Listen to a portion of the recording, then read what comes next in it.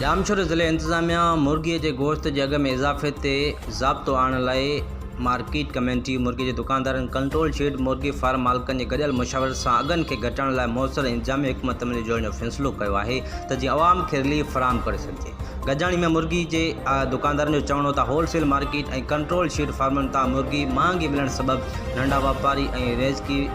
मुर्गी विकिरो कंदड़ मजबूर आहिनि। उन करे होलसेल मार्केट में मुर्गी जा अघ घटाइण लाइ उपाउ वरिता वञनि, जंहिं ते डिप्टी कमिश्नर जामशोर जो चयो त उन लाइ पिणु मथीं सतह ते पोल्ट्री एसोसिएशन सां ॻाल्हि ॿोल कई वेंदी। Deputy commissioner Jamshoro captain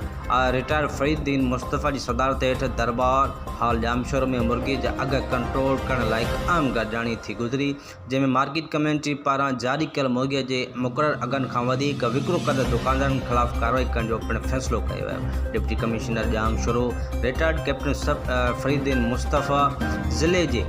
revenue अमलदारनि खे रोज़ानी मार्केट जा दौरा करे मुर्गी अघनि खे घटाइण ऐं सरकारी मुक़ररु अघ ते गोश्त जो विकिरो यकीनी बनाइण लाइ हर मुमकिन उपाउ वठण जी हिदायत कई। डिप्टी कमिश्नर ज़िले जे समूरनि असिस्टेंट कमिश्नर्स ऐं मुख़्तियारकारनि खे अघनि बाबति रोज़ानो रिपोर्ट DC ऑफिस जमा करण जी पिणु हिदायत कई। उन मौक़े ते additional deputy commissioner 1 Ali Zulfiqar Memon, assistant commissioner Kotri Ghulam Rasool Panwar, assistant commissioner Thana Bulakhan Abdul Qadir Iqbalani, मुख़्तियारकार कुरड़ी एजाज़ अहमद चांजो, मार्केट कमेटी जा अमलदार समेत मुर्गी के दुकानदारनि पिणु मौजूद